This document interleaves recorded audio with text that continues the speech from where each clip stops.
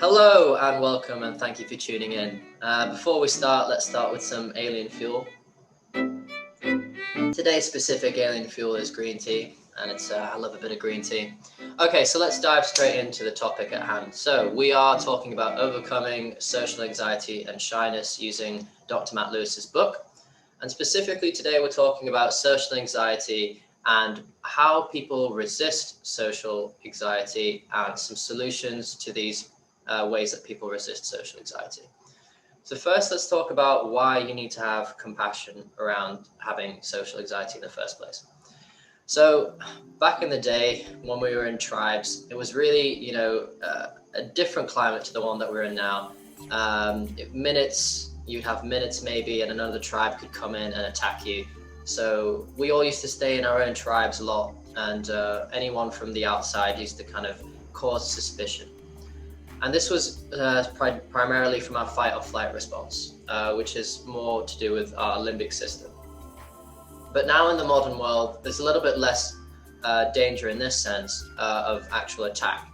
But some of our emotionality has been trained in a poor way to assume that we still have these same threats. And in this video, we're going to look at how we can use that knowledge and apply it better and have different techniques to overcome this type of social anxiety response. 4 ways we're trying to avoid anxiety. So intense focus on social danger is one of them.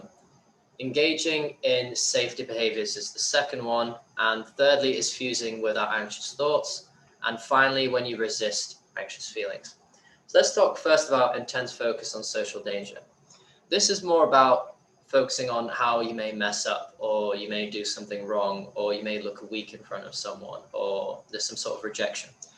Now, back in the day, this would make sense. So if you were rejected from your tribe, this would mean that you would be out in the streets and you might be, in nature facing a lion, or you may be very, very prone to disease.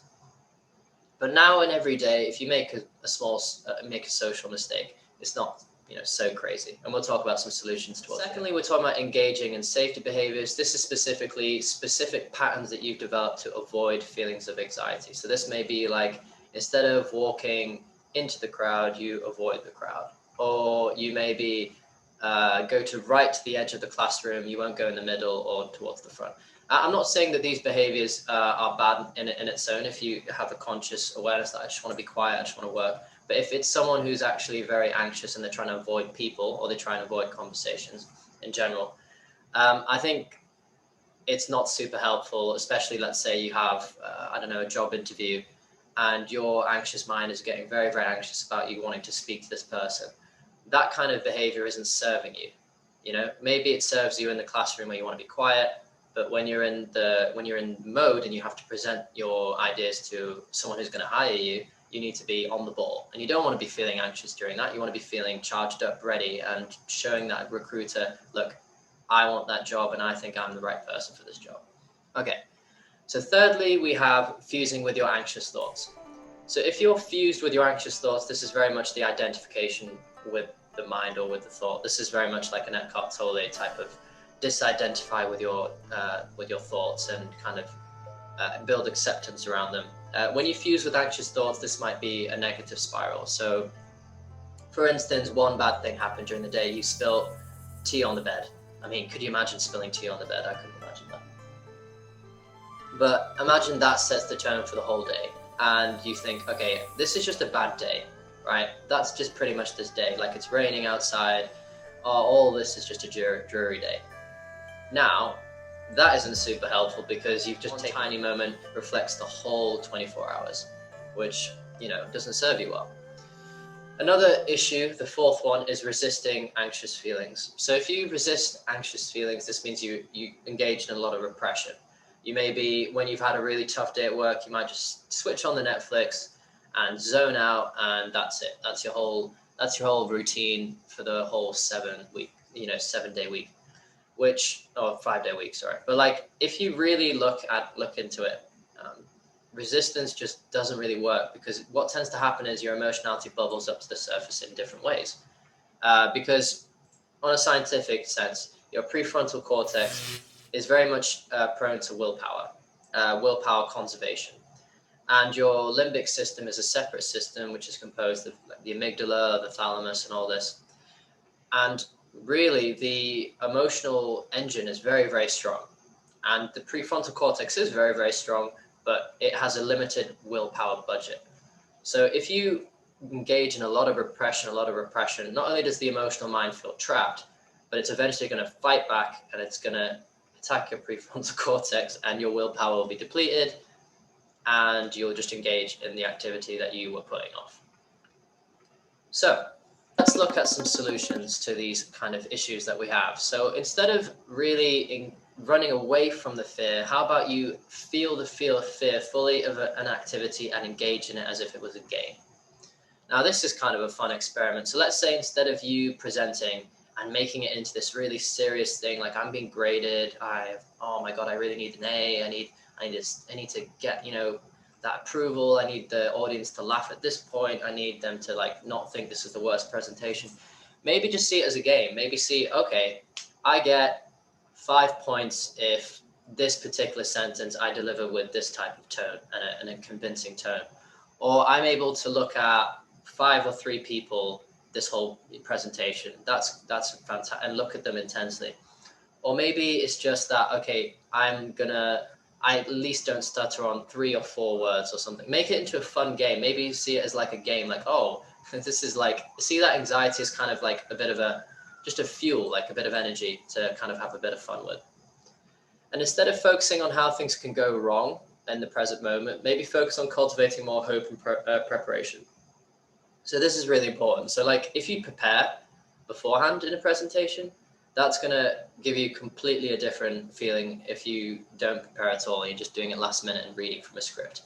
Because, there's a lot to be said about reading from a script. I mean, some of us just we've got so much information to give out, and reading from a script can be a bit easier.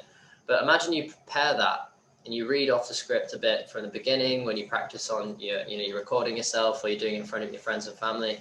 And eventually you don't even need the script. You can just start saying what you're thinking, and you can speak your own mind, and you can even give some creative flair, and that will engage your audience a lot more.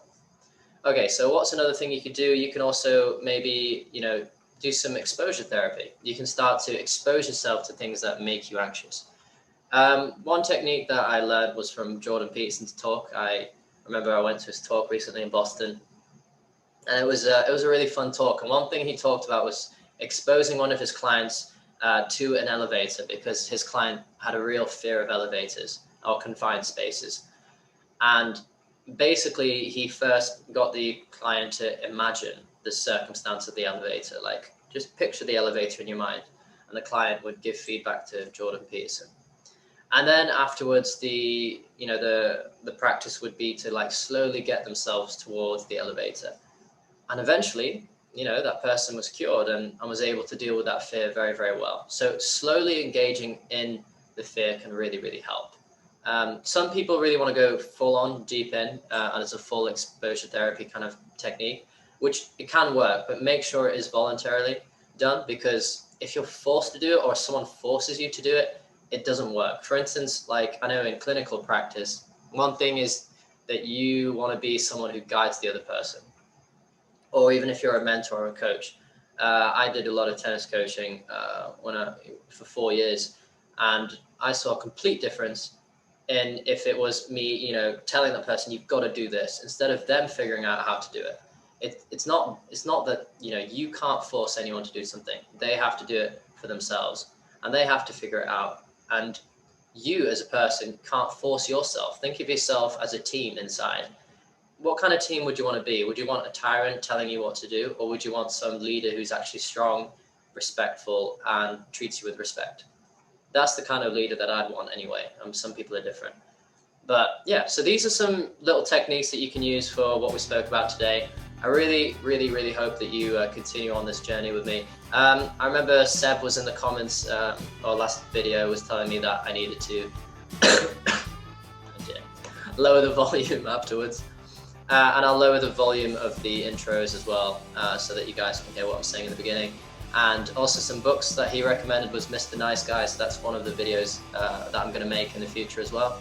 And if you've got any requests, please feel free to put them in. in the comments below. Any feedback is, fantastic. So, yep, thank you very much for tuning in today, and peace.